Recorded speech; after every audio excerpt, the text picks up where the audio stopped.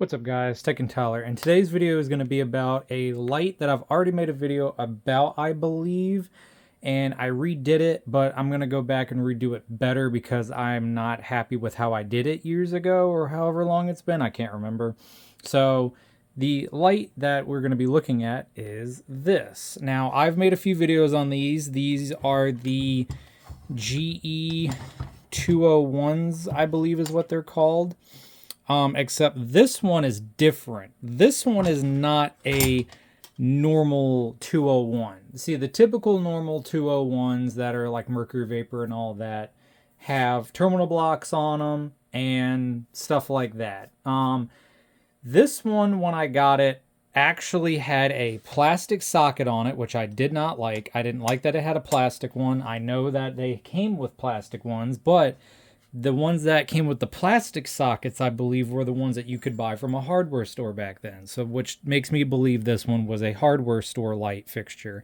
And this one also doesn't have a terminal block. It just had wires that came off the ballast to, run it through the little short arm to then mount it on the wall. But this one here is interesting because the color. Now, I know that most of these fixtures that are the 201s are not painted. This one is actually painted. Not only is it painted, but this one also has the GE logo right here on the slip fitter, which that's not too common either because all the ones that are GE don't have that, which makes me think this fixture is either from maybe the 70s, I'm thinking 80s, and it was a store-bought fixture. It's got the same photocell socket on it like all of them have. It's got the exact same shape basically that all of them have, except this one's a little different because this one has little cutouts on the side here that the other ones don't.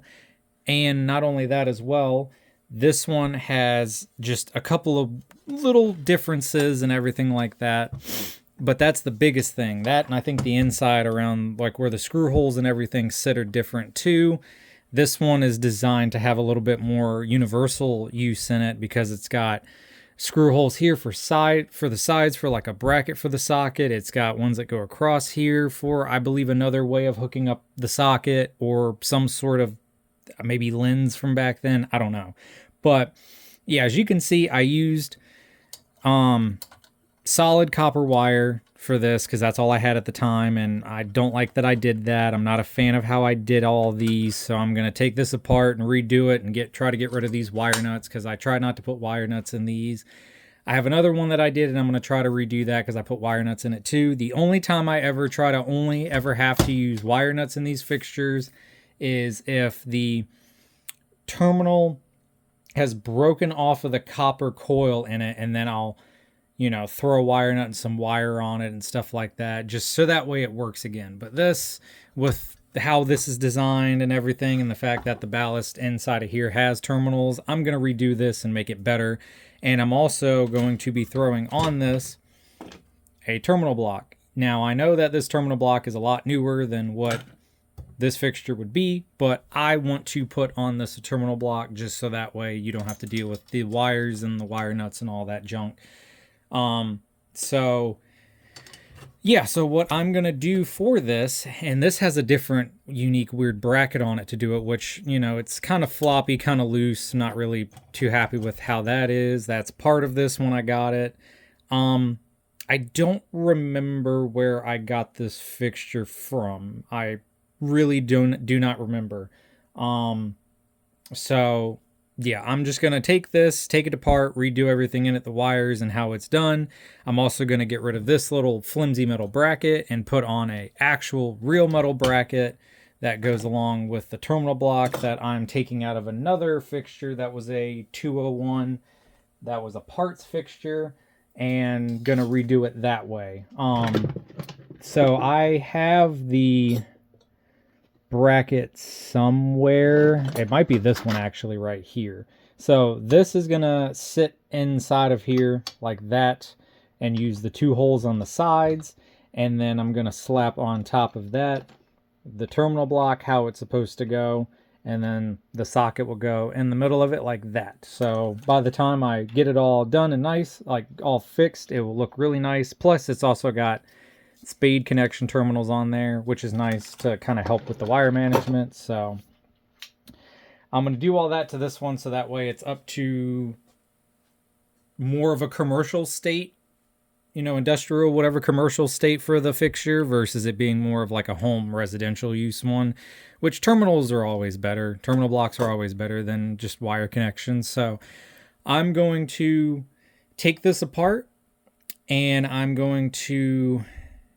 get all of the wires fixed and then get everything all situated for the bracket. And once I get this all kind of going, kind of getting done, I will bring you back for a couple parts just to kind of show you a few things, but I'm going to get started on that and I'll bring you back once I'm done.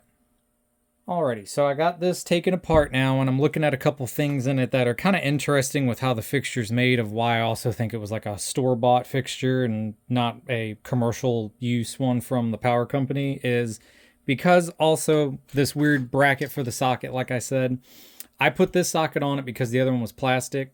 And this socket only gets held on by these metal pins that you push up and they lock into the socket. I don't really like that. To me, it's not a secure way of mounting it. I mean, it was probably with the plastic socket, but with a, you know, ceramic one, whatever, ceramic porcelain, I'm not a fan of it.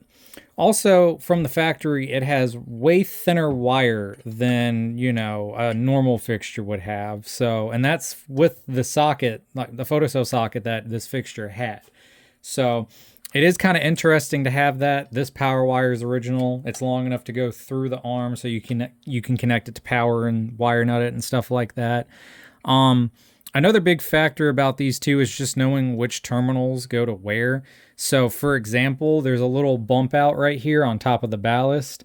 This is what you have to pay attention to for the orientation. So this needs to face to the front of the fixture here. And then this top one here is the neutral. The center is your hot power. And then this bottom one is for the negative side of the terminal. So, I mean, I know that it probably doesn't really matter too much of the orientation of the top and bottom two, but this middle one is important because that's power, because there's a copper wire that goes from top and bottom to the coils, so that's what powers the whole ballast. So that's important to look at.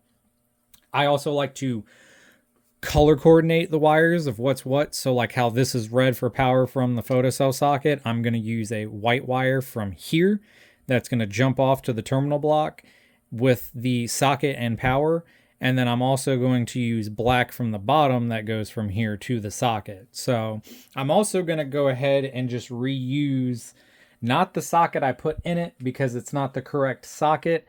I am going to go ahead and reuse the socket from this, which came out of a 201. This is for a 100-watt high-pressure sodium light. I have so many of these that I need a couple for parts because of those igniters for them. So I'm just going to strip parts from this to put towards this, because high-pressure sodium is easy to find. Mercury vapor is not.